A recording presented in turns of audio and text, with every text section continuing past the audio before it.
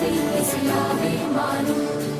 இதயம் ரெண்டும் சேரும் ஒரு புதிய பருவம் பாடும். இந்த ஆசை ஓசை இசையாகும்.